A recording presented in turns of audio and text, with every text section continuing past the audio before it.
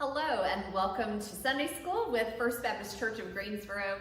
I'm Reverend Courtney Willis and I'm glad that you are here on this Christmas Sunday. I hope you had a very Merry Christmas this past week and are looking forward to the new year ahead.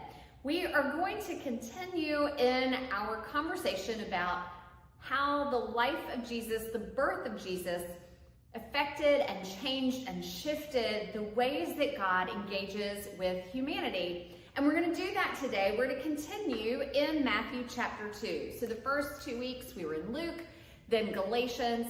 Last week we were in Matthew chapter 1. And today we're going to find ourselves in Matthew chapter 2, talking about the kind of precarious couple of first years in the life of Jesus and what that has to teach us now.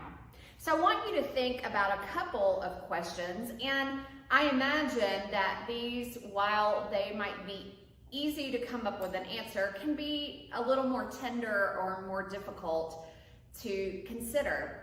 I want to invite you to name either past or current tragedies that have displaced people or have caused tremendous suffering to a large group of people. How did this event change things for the people who experienced it? And maybe you have been, maybe you've been touched by an event that has caused great suffering. I'd invite you to take a moment to reflect on that and share it.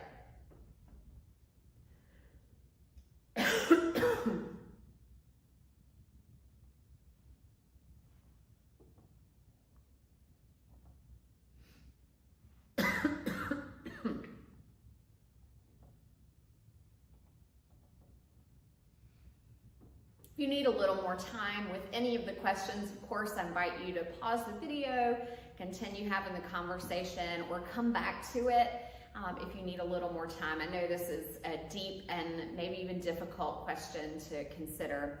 But in today's passage, Joseph and Mary and Jesus are forced to flee from Herod to escape Herod's violence and oppression.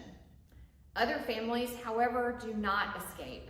And those families are changed forever.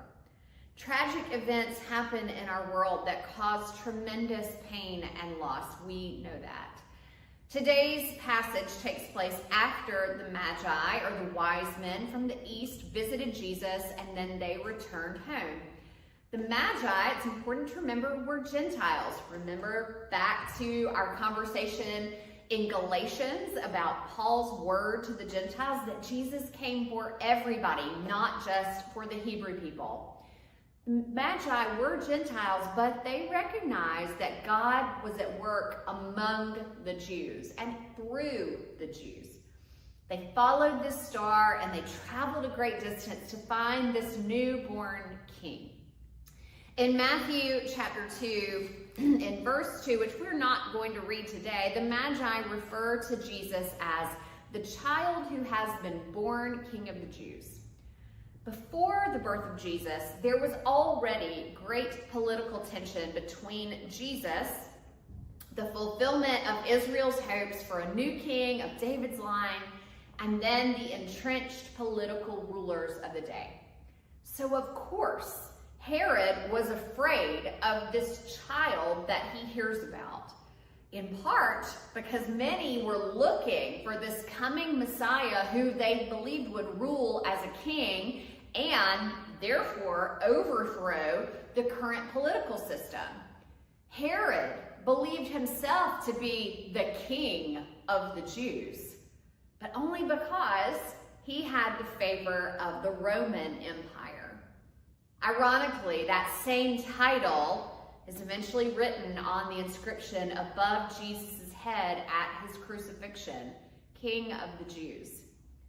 So along the way on their journeys, the Magi stopped to seek advice from King Herod, whose chief priests indicated that the Messiah was born in Bethlehem. Soon, however, the king becomes furious with these foreign visitors.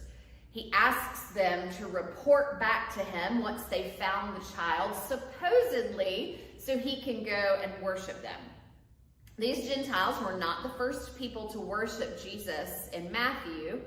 While King Herod, they were the first people while King Herod sought to kill this new king. But God revealed Herod's plan to the Magi in a dream. Therefore, they decided to bypass Herod, and they went home by another route so they wouldn't have to report back about this baby. Our lesson today in the text begins with an angel warning Joseph in a dream, which we heard again last week, to escape to Egypt, which was outside of King Herod's jurisdiction, and so it was a safe place for anyone who wanted to escape that cruel king. Herod hurt many families when he ordered the slaughter of the children of Bethlehem. The people who suffered did nothing wrong. They were simply victims of Herod's evil. After the massacre, the parents and families mourned their children and no doubt sought comfort from God. Imagine how the people in today's passage felt and how we can follow God even in the midst of evil and suffering. So, we are going to read Matthew chapter 2. We're going to start with verse 13 and go through, verse 22. I was deciding on the spot how far we were going to go. I would say if you want to go back and read the rest of Matthew that I kind of just gave an overview of, feel free. But we're going to start, the subtitle in my Bible says The Escape to Egypt, the Massacre of Infants, the Return from Egypt. That's where we're going to be today. Matthew chapter 2, beginning with verse 13, it says this.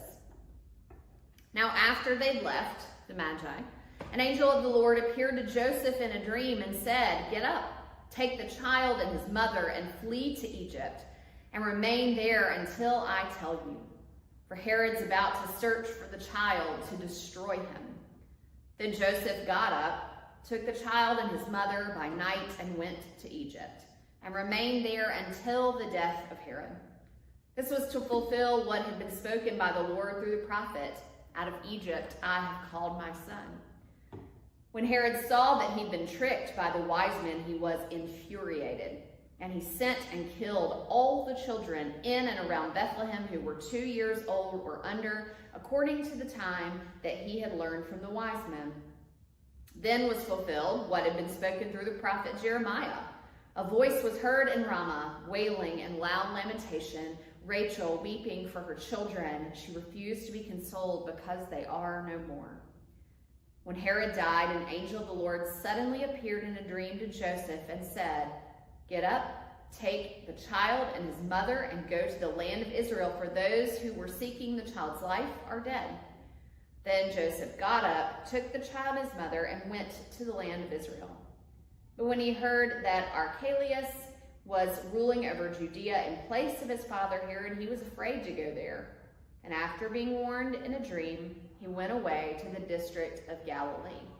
There he made his home in a town called Nazareth, so that what had been spoken through the prophets might be fulfilled. He will be called a Nazarene. So I read the rest of that chapter. The angel warns Joseph that Herod is about to search for Jesus and try to kill him. And so Matthew often quotes the Old Testament prophets. He wants the Hebrew people to know that these are fulfillments of things that the prophets have said. In verse 15, he cites Hosea chapter 11. He says, "Out of Egypt I have called my son." The prophet Hosea was describing God calling Israel out of slavery in Egypt, though this son soon proved to be ungrateful and rebellious. Though it's clearly a reference to Israel and not to Messiah, Matthew found an echo of the passage in Jesus' life. That's something I want to caution you against and encourage you in. When you read the prophets of the Old Testament, it can be really tempting as Christians to say, oh, this prophet story was pointing to Jesus. And in reality, the prophet was telling the story of Israel, of the Hebrew people's relationship with God, and the hope that was to come from God and from trusting and obeying God. So we need to be cautious that we're not plugging Jesus into those Old Testament prophecies. And yet, what Matthew does is he says, you've heard this story. Look at how this goes with it. Look at how this is an echo of how God has done this in the past, and now God's going to do it in an even greater and more significant way. That's what Matthew's doing here. End of sermon. When Herod realizes that the Magi have tricked him and he has no way to find that newborn king of the Jews, he becomes infuriated. He orders the killing of all children. We assume this actually means all male children because it was going to be a king aged 2 and under in Bethlehem. The king considers young Jesus a threat to his rule, and he acts to remove him. Why do you think that Herod felt threatened by this one who was born king of the Jews? What do you think he stood to lose? What do you think he was so afraid of in the birth of this baby? Take a minute to answer what you think Herod was so scared of.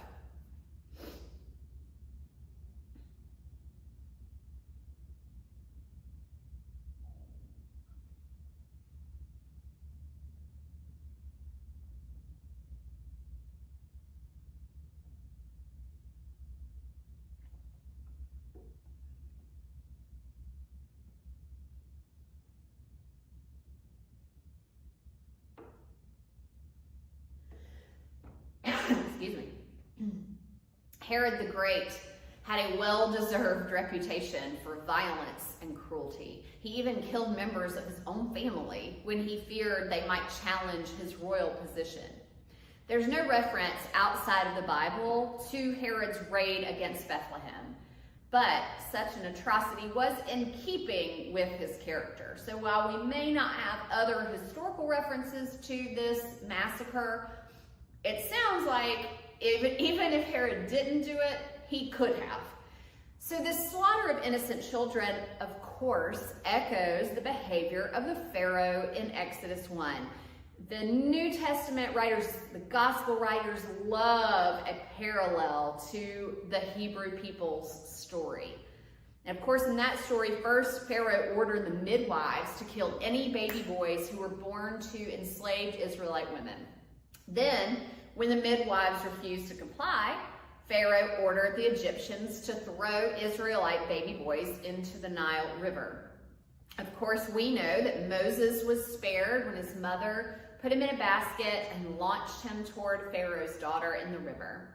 He grew up to be a great leader who brought the people out of slavery and through the wilderness and to the promised land.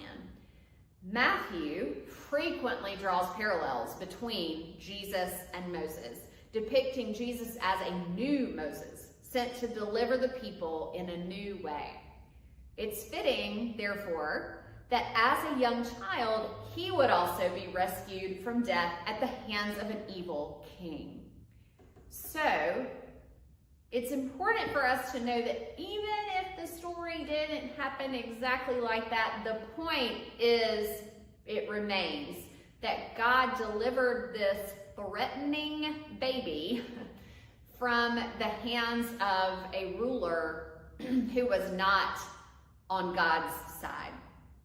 Jesus threatened the status quo of powerful people, as did Moses.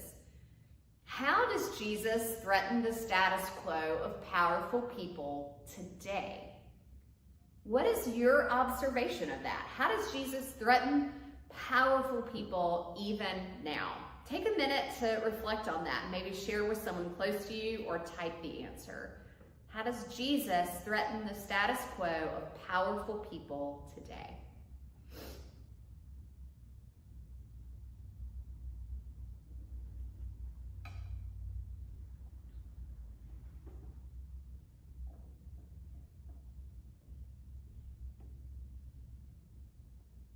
In verses 17 through 18, Matthew once again appeals to the Old Testament prophets. He reminds us of the words of Jeremiah, the weeping prophet, one of my favorites.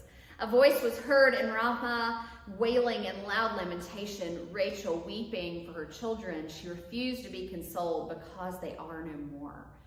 Here he's referring to Jeremiah chapter 31, where the mothers of Judah grieve their children being taken into exile by the Babylonians. So this is a second reference to a story where children have been cast aside, have been separated from their families, either physically or by death, in order to assuage the fear of a ruling body. Rachel, the favored wife of Jacob, was symbolically considered the mother of all of the tribes of Israel. That's why we hear her name. Rachel's weeping for her children. The mother of these people, of all people, is weeping. Matthew regularly quotes prophetic messages to support his case that Jesus is this long-promised Messiah. Here he draws a comparison between the grieving Judite mothers of long ago and the grieving mothers of Bethlehem. There is unimaginable suffering in Bethlehem as the mothers grieve their babies both individually and collectively. It's the kind of grief that lingers and refuses to be consoled. The passage ends with another example of Joseph's obedience, which we talked about last week. Sometime after the Holy Family escapes to Egypt, Joseph has another dream. In verse 19, it says, when Herod died, an angel of the Lord suddenly appeared in a dream to Joseph in Egypt and said, verse 20, get up, take the child and his mother, go to the land of Israel. So, this angel once again appears to him and tells him that King Herod has died and it is safe for Mary, Joseph, and Jesus to return to the land of Israel. When Herod died, his lands were divided between three sons. Herod's son, Archelaus, ruled Judea and inherited much of his father's violent tendencies, which is why it says that Joseph is still a little trepidatious about returning. So in this other dream, in verse 23, it says, in another dream, in verse 22, after being warned in a dream, he went away to the district of Galilee. Joseph is warned to avoid Judah and return instead to Galilee, where the family makes their home in Nazareth. Jesus, therefore, grows up in this obscure little town that has no reputation. From the very beginning, Jesus was friends with people who were on the lowest rungs of society. But Matthew explains Jesus' humble upbringing as something directed by God. It took place because an angel spoke to Joseph to fulfill the words of the prophets. In verse 23, at the end of this chapter, Matthew once again refers to the prophets with this enigmatic statement at the end that Jesus will be called a Nazarene.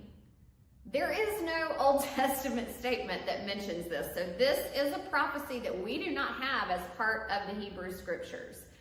Perhaps, though, Matthew's making a play on the Hebrew word neter, which is branch or shoot, like we've talked about, the shoot of Jesse, which sounds something like Nazareth. We're not entirely sure.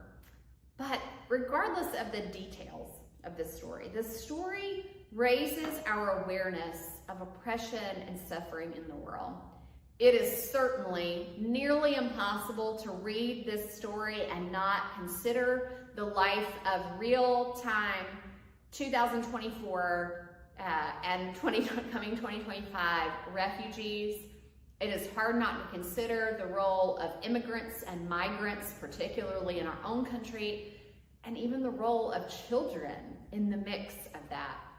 And so I could spend another, indefinite amount of time talking about the political and cultural modern day implications of this passage, but I want to ask you to do that.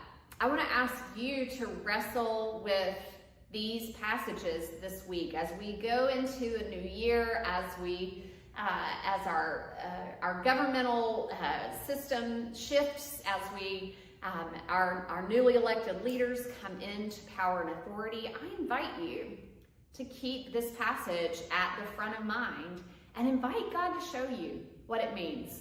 Invite God to task you with how this passage invites us to an awareness of oppression and suffering in a way that others do not. How Jesus coming to this earth, why do we get this passage in our scriptures? Why is it so important that we hear this story?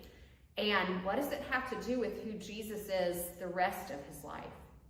This massacre of the children of Bethlehem is a dark chapter in the gospel's infancy narratives. We don't hear it in the other narratives. We don't like to think about it. Certainly not on Christmas, really. We don't even love it right now. But it reminds us of the world into which Jesus was born. And it's very similar to the world in which we live now. And so how might we consider groups or individuals who suffer because of war and persecution and unjust systems and other means of loss? So this week, as we close out Christmas and enter the new year, I invite you to consider how you can be the presence of Christ for those who suffer and for those who grieve. Because Jesus didn't just come to give us love and joy and peace and hope and all these happy, wonderful emotions. Jesus came to be with us in our suffering and in our struggles, and Jesus invites us to offer that to others. So how might you do that this week? Please pray with me. God, our prayer today is a simple one. We pray that you would increase our compassion for those who suffer, that you would help us to alleviate the pain of those who are oppressed, that you would open our eyes to the ways that Jesus threatens the powerful and how we might be part of that. This is a hard passage, God, and yet we want to wrestle with it, and we invite you to teach us and show us more about how you sent Jesus to change this world. We are so grateful for your Son, Jesus Christ, who came to us born as a baby, for the obedience of his parents, for the words of the prophets, and for our own lives as you have called us your children. Amen. All right, next week we will be moving into a new section of our literature. If you want to grab Formations literature, it's out in the atrium. We're going to be in Psalm 33, so we are pivoting. The title of this next section, this next quarterly, part of our quarterly, is Creator of Heaven and Earth. So I hope that you will enjoy reading Psalm 33. I love checking out a psalm. I think especially in the new year, it's a great way to get started. So I invite you to read that ahead of time, or simply come and join me next week and listen. Either way, I hope to see you next week.